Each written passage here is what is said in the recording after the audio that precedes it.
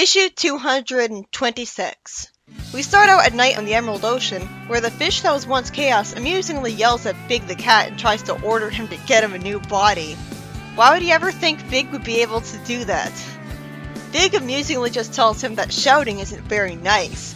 Then he hugs him very tightly, saying that he can count on him to be his friend forever. He's really idealistic to want to be friends right away with an obviously evil talking fish. Also, it's weird that he's not questioning that the fish is talking at all. But I guess he's kind of genre savvy unintentionally here because this is a fantasy universe. Why wouldn't there be talking fish? Not to mention Sonic got attacked by talking sea creatures at one point. So maybe there are plenty of talking fish. Then we see Knuckles' guard robots fly over to them. Their emergency backup systems activated. And the fish says in a panic that they've come for him and jumps into his backpack. So since this god of destruction is just a fish alien, which I never liked, should I still call him Chaos? Because it doesn't feel right to call this fish Chaos. But I guess I should since he technically is him, but I think of Chaos as being the water creature.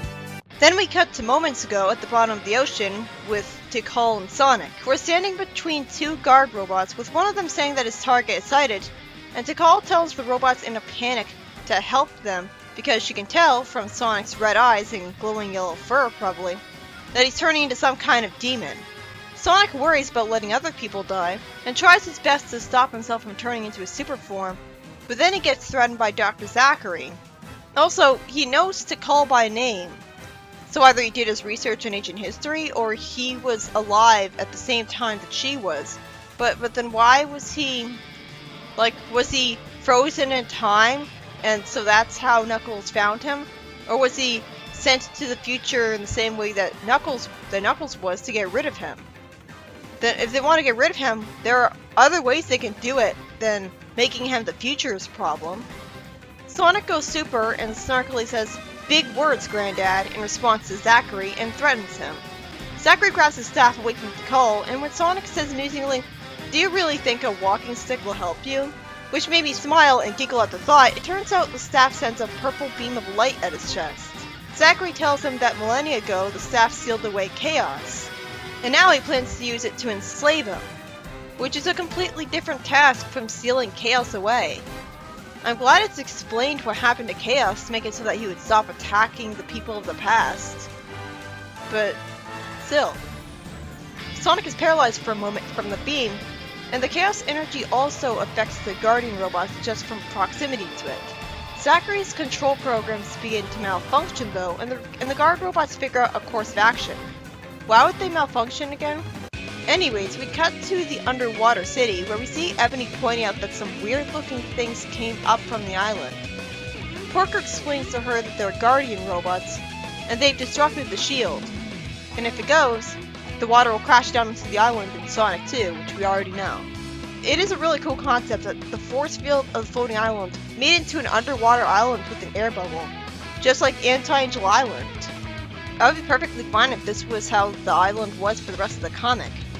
But no, status quo, we gotta get the island out of the sea. He stands in front of a computer monitor that's green as Ebony points out that if Supersonic had turned evil, he'd be killing things right now. But he clearly turned evil right in front of her. Zachary plans to control Sonic's Chaos energy to start raining fire on Mobius, and Tikal dismisses him as mad because she thinks Chaos energy is too unstable to be controlled. Then Ebony and Porker warp there through some light above the Master Emerald, with Ebony saying happily that they must have warped to the floating island. After Tikal says that she had seen a vision of Porker in her future, which does make sense since she would have seen him along with Sonic, Zachary says he controls Supersonic only to immediately get attacked with a spin dash by Sonic. Sonic reasons that he must have bored Supersonic into defeat. I think what really happened was that he just ran out of energy. Sonic tells him that he's surrounded, and some water starts to show up, with one of the droplets dripping on Porker's head, and another coming through a tube as Porker says that it seems like the island's rising. So this is why the island started rising in the first place? I never got the impression that the Fleetway Echidnas lived in an underwater city or on a literal island. It always looked like they just lived on the surface of the planet in a big hunting ground. the island resurfaces from the ocean, and one of the guard robots says that the raising was successful.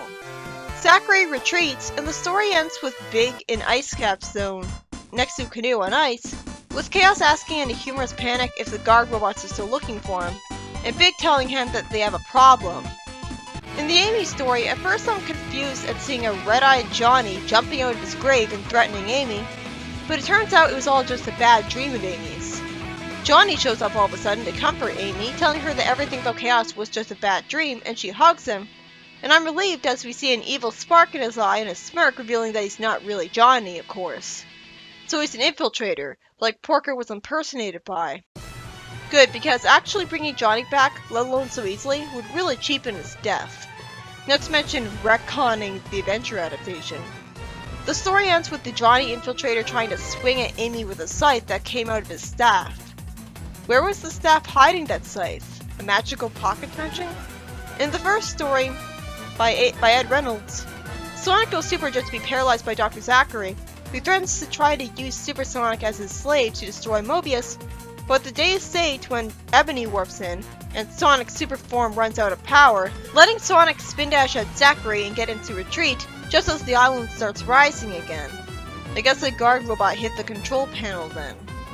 Doesn't the island need all of the emeralds to start rising? And in the second story, Amy gets lied to by a Johnny infiltrator about the whole Chaos story being just a bad dream, and he tries to attack her with a scythe afterwards. Fortunately, she looks behind her in time, and even more fortunately, this is just an infiltrator and we didn't see Johnny come back to life with no explanation. At least I assume he's an infiltrator anyways. It wouldn't make any sense otherwise. As usual, the issue is fun, with good art and story.